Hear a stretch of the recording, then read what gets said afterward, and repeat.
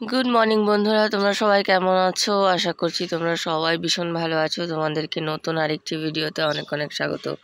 বন্ধুরা, দেখতে পাচ্ছ এই যে আমার সবেদা গাছ, এটা কিন্তু প্রচুর পরিমাণে ফুল এসছে, কুড়ি এসছে, দেখতেই পাচ্ছ। এটাকে আমি এখন হ্যান্ড পলিনেশন করে দেব। এই দেখো, এইভাবে একটু চেপে চেপে আমি কিন্তু হ্যান্ড পলিনেশন করে দেব ফুলের। এইভাবে হ্যান্ড পলিনেশন করলে কিন্তু প্রত্যেকটা ফুল থেকেই কিন্তু ফল হবে। আমি এইভাবেই পলিনেশন করে দিই। তো চলো, এই যে দেখতে পাচ্ছ যে গাছের গোড়ায় অনেক আগাছা জন্মেছে, আমি কিন্তু এই আগাছাগুলো আজকে পরিষ্কার করে দেবো।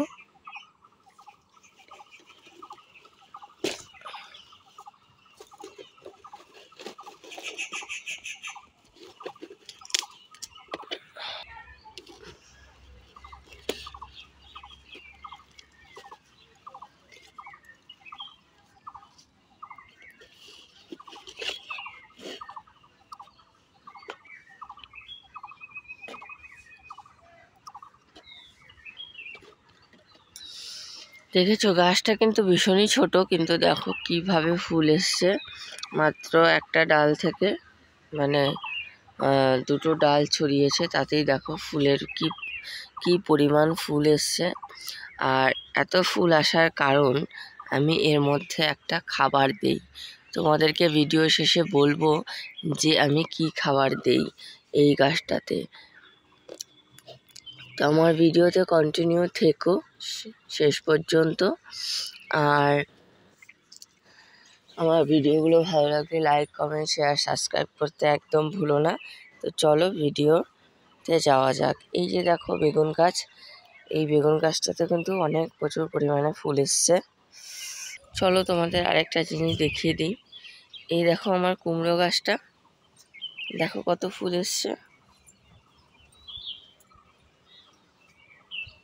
এই দেখো, একটা, দুটো, তিনটে, চারটে, পাঁচটা, নিচে আরেকটি আছে, ছটা, আর ওইদিকে একটা কুড়ি বন্ধ হয়ে আছে। দেখেছো কি প্রচুর পরিমাণে ফুল এসছে। এইদিকে দেখো আমি পালংয়ের বীজ দিয়েছি, বেশ ভালো গজাতে শুরু করেছে।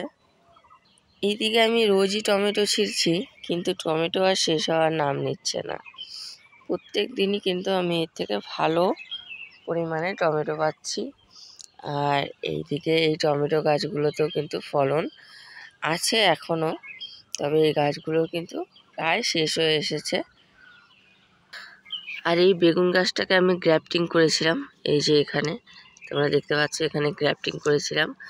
আসলে আমাদের এখানে পাশে একজন দিদা আছে, সে ওনারও একটা ছোট্ট বাগান রয়েছে। সেই বাগানের মধ্যে হচ্ছে একটা বেগুন গাছ আমি দেখেছিলাম, সেটা হচ্ছে ছোট ছোট কালো বেগুনগুলো হয় না, ছোট ছোট এই তো টুকটুক বেগুনগুলো হয় যে, সেই বেগুনের গাছ ছিল।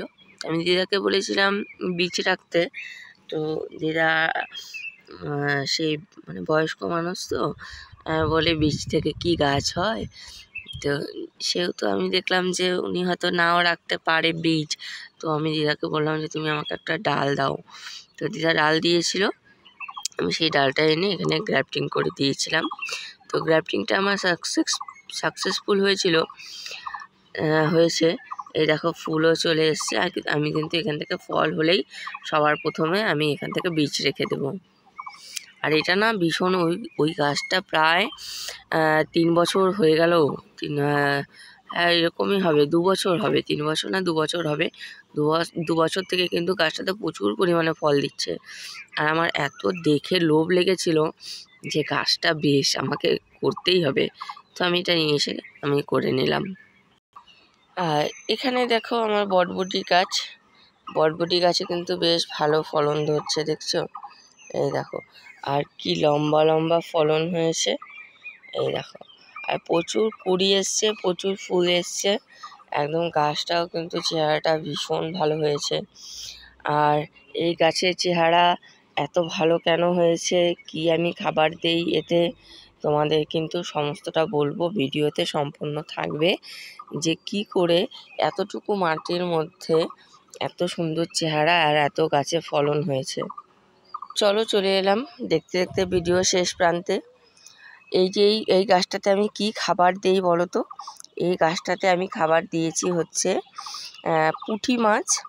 বাজার থেকে কিনে নিয়ে এসে পুঁটি মাছ কিন্তু আমি এর মাটিতে পুঁতে দিয়েছিলাম, যেই কারণে এত ছোট্ট গাছে কিন্তু আমার গ্রোথ বেশ ভালো, তোমরা দেখতেই পাচ্ছ। আর ফুল তো তোমরা দেখলেই যে কি পরিমাণে ফুল এসছে, গাছটা কিন্তু একদমই ছোট।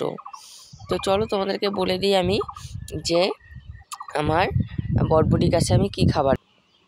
এই বরবটি গাছের জন্য, শুধু এই বরবটি গাছের জন্য না, আমি অনেক গাছেই সেই খাবারটা দিই।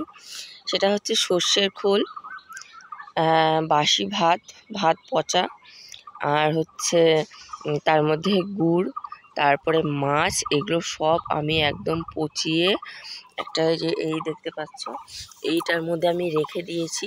কিন্তু এটার মধ্যে হচ্ছে ভাত, গুড়, তারপরে হচ্ছে সর্ষের খোল, মাছ পচা সব কিন্তু এটার মধ্যে রয়েছে। এই খাবারটাই কিন্তু আমি এই গাছগুলোতে দিই। আর সেই গাছের চেহারাগুলো তোমরা দেখো আর ফলন দেখো, যে এক একটা কী লম্বা লম্বা বরবটি হয়েছে, আর গাছের চেহারাও কিন্তু বেশ ভালো হয়েছে।